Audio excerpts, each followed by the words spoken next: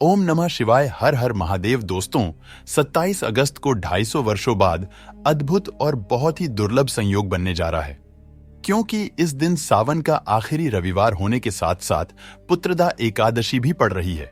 और अगर आप इस दिन भोलेनाथ का नाम लेते हुए सूर्य को जल देते हुए लौटे में ये 3 चीजें ढाल लेते हैं, तो दोस्तों, सरकारी नौकरी, धन, संतान, विवाह, व्यापार, आपकी हर इच्छा हो जाएगी पूरी। दोस्तों, सावन का पवित्र महीना समाप्त होने जा रहा है और इस पवित्र महीने में पुत्रदा एकादशी भी पड़ने जा रही है, जिसका अपना एक अलग ही महत्व है। और इस बार की एकादशी का दिन आप सभी के लिए काफी उपयोगी साबित होने वाला है, क्योंकि इस बार मात्र एक छोटे से उपाय से आप अपनी सभी परेशानियों का अंत कर सकते हैं। और कैसे, तो आज हम आपको इस वीडियो में बताने वाले हैं, इसलिए वीडियो को आखिर तक जरूर देखें। नमस्कार दोस्तों, स्वागत है आपका आपके अपने चैनल शुभ मंगल में। दोस्तों, यदि आप भी महादेव की कृपा अपने जीवन में पाना चाहते हैं तो इस वीडियो को लाइक करके कमेंट में ओम नमः शिवाय, हर हर महादेव लिखना न भूले। साथ ही चैनल को भी सब्सक्राइब जरूर कर ले। दोस्तों, इस रविवार पुत्रदा एकादशी के दिन सूर्य देव को जल देते समय कुछ विशेष बातों का ध्यान रखें तो हमारे जीवन की बहुत सारी समस्याओं से स्वतः ही हमें छुटकारा मिल जाता है। दोस्तों, सूर्य देव को जल अर्पित करना बहुत आवश्यक है। मतलब, जब हम प्रातःकाल उठते हैं, सबसे पहले सूर्य देव के दर्शन करने चाहिए। आप बिना स्नान किए भी मात्र सूर्य देव का दर्शन करें। जहां से भी आपके घर के पास से सूर्य दिखाई दे रहे हो, तो भी और नहीं दिखाई दे रहे हैं, तो भी आप छत से जाकर सूर्य देव को देखें, उन्हें प्रणाम करें। उगते हुए सूर्य के दर्शन करने से, उनको प्रणाम करने से, नमस्कार करने से आपके जीवन की बहुत सारी समस्याओं से आपको मुक्ति मिल जाती है। और आपको सूर्य को जल जरूर अर्पित करना चाहिए, लेकिन जल अर्पित करने से पहले स्नान करना आवश्यक है। जल कैसे अर्पित करना चाहिए जिससे कि आपके जीवन की तमाम तरह की परेशानियों से आपको मुक्ति मिल जाए? तो दोस्तों, अगर आपके विवाह में कोई बाधा आ रही है, मनचाहा विवाह चाहते हैं, मनचाहा जीवन साथी चाहते हैं, या कर्ज में डूबे हुए हैं, धन का अभाव है, व्यापार आपका नहीं चल रहा है, या फिर आपकी संतान प्राप्ति में बाधा है, किसी भी प्रकार की आपकी कोई भी समस्या है, अगर आप सूर्य देव को जल अर्पित करते समय कुछ विशेष बातों का ध्यान रखें तो बहुत ही शीघ्र आपकी समस्या से आपको छुटकारा मिल जाएगा। दोस्तों, सूर्य देव को जल अर्पित करने से सरकारी नौकरी में आ रही बाधाएं दूर होती हैं। हमारा सूर्य जब मजबूत होता है तो हमें समाज में मान प्रतिष्ठा की प्राप्ति होती है, सम्मान की प्राप्ति होती है, आत्मविश्वास बढ़ता है, मन मजबूत होता है, जिससे कि हम जीवन के हर क्षेत्र में सफलता प्राप्त करते हैं। किसी भी प्रकार का डर हमारे मन में नहीं रहता है, आत्मविश्वास से हमारा मन जो है भरा रहता है। दोस्तों, सूर्य देव को जल अर्पित करना बहुत ही आवश्यक है। मतलब, हर रोज आप स्नान के बाद जल तो जरूर अर्पित कीजिए। किस तरह से आप जल अर्पित करें जिससे कि आपके जीवन की समस्याएं दूर हो, यह सभी बातें मैं आज आपसे इस वीडियो में शेयर करने वाले हैं। तो आइए दोस्तों, अब बात करते हैं कि सूर्य देव को जल अर्पित करते समय हमें किन बातों का विशेष रूप से ध्यान रखना चाहिए। दोस्तों, भविष्य पुराण के अनुसार सूर्य को अर्घ्य देते समय कुछ खास बातों का ध्यान रखना चाहिए। तो कौन सी है वह बातें जिससे कि ध्यान अगर हम रखेंगे तो सूर्य की कृपा हमें बहुत ही शीघ्र मिल जाती है। सबसे पहले, अगर आपको सूर्य देव को जल देना है तो प्रातःकाल जल्दी उठना चाहिए। जल्दी मतलब सूर्योदय से पहले उठ जाएं, और सूर्य के निकलने के बाद अगर हम उठते हैं तो हमारा सूर्य वैसे भी खराब हो जाता है और आपको अशुभ फल देने लग जाता है। तो इसलिए सूर्योदय से पहले उठे और उठकर स्नान आदि कर ले। उसके बाद आपको सूर्य देव को जल देना है। स्वच्छ वस्त्र धारण करके सूर्य देव जहां से भी आपको दिखाई दे, अपने घर में छत से, बालकनी से आपको जल देना चाहिए। और अगर सूर्य देव ना दिखाई दे, आप किसी ऐसी जगह रहते हैं जहां से सूर्य नहीं दिखाई देते हैं, तो ऐसे में आप अपने घर में जिस भी कमरे में हैं, वहां पर भी सूर्य देव को स्मरण करते हुए किसी भी पात्र में जल दे सकते हैं। यह नहीं है कि सूर्य देव दिखाई नहीं दे रहे हैं तो आप जल नहीं दे सकते हैं। आप बिल्कुल अपने कमरे में बैठकर ही सूर्य देव की आराधना करें, उनको स्मरण करें, उनके मंत्र का जाप करें, आदित्य हृदय स्तोत्र का पाठ करें, और सूर्य देव को जल भी आप अपने कमरे में ही किसी भी पात्र में दे सकते हैं। और उसके बाद उस पात्र का जल उठाकर आप किसी गमले में डाल दीजिए।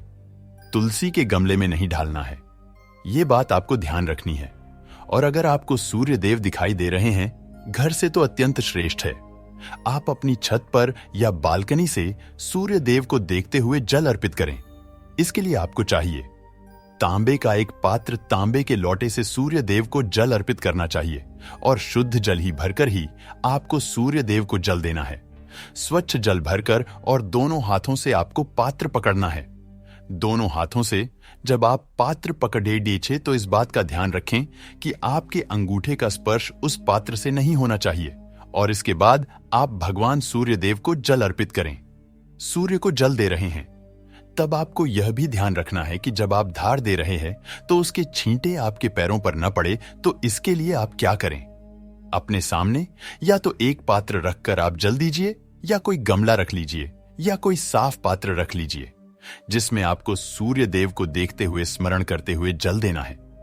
इस प्रकार से आप सूर्य देव को जल दें। और जब आप सूर्य देव को जल देते हैं तो मंत्र जरूर बोलना है। आपको ओम सूर्याय नमः, ओम भास्करा नमः, ओम ब्रह्म स्वरूपणे श्री सूर्य नारायण नमः, इस मंत्र के द्वारा भी आप सूर्य देव को जल दे सकते हैं। गायत्री मंत्र के द्वारा भी आप सूर्य देव को जल दे सकते हैं। मंत्र का उच्चारण करते हुए, जिस भी मंत्र का उच्चारण कर पाते हैं उसका उच्चारण करते हुए भगवान सूर्य देव को जल देना चाहिए। पूर्व दिशा की तरफ आपका मुख होना चाहिए। जब आप सूर्य देव को जल देते हैं तो थोड़ा सा छुपकर ही सुबह के समय जल दिया जाता है। तो इस प्रकार से आपको जल देना है। और आपको ध्यान रखना है कि जब आप सूर्य को जल देते हैं तो जो धार गिरती है पानी की, जो आप जल अर्पित कर रहे हैं, तो धार है उसके बीच से जो सूर्य की किरणें आती है उसको देखिए और उसे देखते हुए आपको जल देना चाहिए। जल देने के बाद आपको परिक्रमा अवश्य करनी चाहिए। जब भी आप सूर्य देव को जल अर्पित करते हैं उसके बाद आपको परिक्रमा करनी है। आप चाहे तो एक परिक्रमा कर सकते हैं, चाहे तो 3 परिक्रमा कर सकते हैं। भगवान सूर्य के मंत्रों का स्मरण करते हुए जिस जगह पर खड़े हैं आप उसी जगह पर आपको 1 बार या 3 बार परिक्रमा करनी है।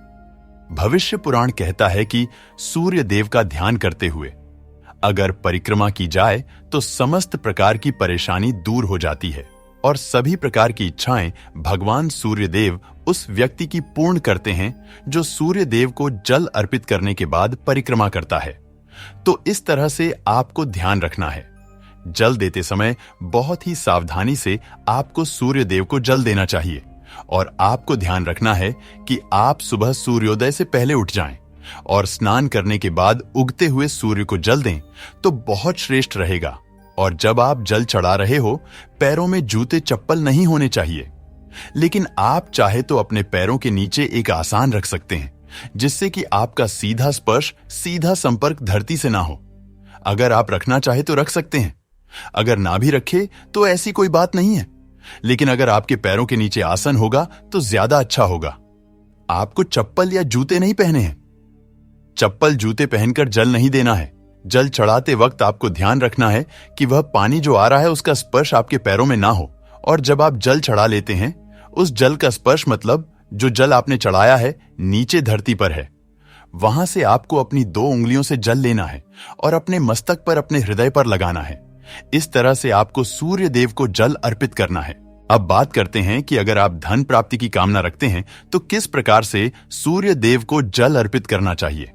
अगर आपकी धन प्राप्ति की कामना है, कर्ज से मुक्ति चाहते हैं, व्यापार में आपकी तरक्की नहीं हो रही है, लगातार आपको घाटा होता ही जा रहा है, मतलब आप बहुत अधिक आर्थिक तंगी से परेशान हैं, तो आपको चाहिए कि आप एक तांबे का पात्र ले और आप उसमें आपको कुमकुम या रोली लेनी है और फिर थोड़ा सा अक्षत ढाल दीजिए और उसके बाद उगते हुए सूर्य को प्रातः काल देखते हुए अर्घ्य देना है। ओम सूर्याय नमः, ओम सूर्याय नमः, ओम भास्कराय नमः। इस तरह से मंत्र जप करते हुए आप सूर्य देव को अर्घ्य दें। इन मंत्र का यथासंभव आप जप करें। जितना अधिक आप जप करेंगे सूर्य देव की कृपा आपको उतनी अधिक प्राप्त होगी और सूर्य मजबूत होंगे तो आपको धन लाभ भी होगा, कर्ज से भी मुक्ति मिलेगी और व्यापार में अगर कोई परेशानी है तो उससे भी आपको मुक्ति मिलती है। दोस्तों, यह कर्ज से मुक्ति का धन लाभ का सर्वश्रेष्ठ उपाय है। आपको जरूर करना चाहिए। अगर आपके विवाह में किसी प्रकार की बाधाएं आ रही है, मनचाहा जीवन साथी चाहते हैं, तो आपको चाहिए कि आप एक तांबे के पात्र से जल दें और उसमें आपको कनेर का पुष्प ढालना है। आप पीला कनेर का पुष्प ले सकते हैं और आंवले का रस चाहिए। आंवले का रस ले लीजिए और हल्दी का पाउडर। यह तीनों चीजें आप उस पात्र में ढालें और इस जल को आप सूर्य देव को देखते हुए सूर्य के मंत्रों द्वारा ओम सूर्याय नमः ओम भास्कराय नमः इस मंत्र के द्वारा आपको जल देना है और यह आपको हर रोज करना है। तो आप इस रविवार से शुरू कर दें और यह तीनों चीजें आपको जरूर ही ढालनी है और मन चाहे जीवन साथी की कामना या फिर शीघ्र विवाह की कामना से आपको सूर्य देव को प्रणाम करके यह उपाय करना है। बहुत ही शीघ्र आपको सूर्य देव की कृपा मिलती है और आपके विवाह में आ रही बाधाएं दूर होती हैं। अगला जो उपाय है संतान की प्राप्ति के लिए या दाम्पत्य जीवन को सुखमय बनाने के लिए कौन सा उपाय करना चाहिए, चलिए हम आपको बताते हैं। दोस्तों, अगर आपके संतान प्राप्ति में बाधा आ रही है तो आपको चाहिए कि आप तांबे के पात्र में शुद्ध जल भरे, उसमें आपको थोड़ा सी रोली लेनी है और लाल कनेर का पुष्प लेना है। फिर आप भगवान सूर्य देव को जल अर्पित कीजिए। लाल पुष्प, अक्षत और रोली, यह तीनों चीजें आपको जल में ढालनी है। उसके बाद भगवान सूर्य देव को जल अर्पित करना है। ओम सूर्याय नमः ओम भास्कराय नमः गायत्री मंत्र का भी आप जाप कर सकते हैं और ब्रह्मा स्वरूपिणी श्री सूर्य नारायण नमः इस मंत्र के द्वारा भी आप सूर्य देव को जल दे सकते हैं। तो इस तरह से आपको जल देना है और इस उपाय से आपके संतान प्राप्ति में जो बाधाएं आ रही हैं, चाहे विवाह में जो परेशानियां आ रही है, जैसे कि आपके दाम्पत्य जीवन में मधुरता नहीं है, वह भी इस उपाय को करने से आपके दाम्पत्य जीवन में मधुरता होगी, संतान की प्राप्ति होगी। और इस तरह से जब हम जल देते हैं तो घर में सुख समृद्धि का भी आगमन होता है, धन लाभ भी होता है, तो बहुत श्रेष्ठ होता है। लाल पुष्प ढालकर अगर आप भगवान सूर्य देव को जल देते हैं और सुबह सुबह भगवान सूर्य देव को जल देकर उनके मंत्रों का जप करना बहुत श्रेष्ठ माना जाता है। तो आप अगर किसी भी परेशानी से जूझ रहे हो, समस्याओं से घिरे हुए हो, कोई रास्ता नहीं मिल रहा हो, आपको सूर्य देव को जल जरूर देना चाहिए। अगर आप प्रतिदिन भगवान सूर्य देव के मंत्र का जप करेंगे और सूर्य देव को जल अर्पित करेंगे, बहुत ही शीघ्र आपकी समस्याएं दूर हो जाती है। दोस्तों, उम्मीद करता हूं आज के वीडियो से आपको लाभ अवश्य होगा। तो दोस्तों, वीडियो को लाइक जरूर करें, कमेंट में लिखें जय श्री हरि विष्णु जय मां लक्ष्मी, और साथ ही इस चैनल पर यदि पहली बार आए हैं तो चैनल को सब्सक्राइब कर ले और बेल आइकन को जरूर दबा दें ताकि आपको हमारी हर वीडियो की नोटिफिकेशन समय समय पर मिलता रहे। धन्यवाद। जय मां लक्ष्मी।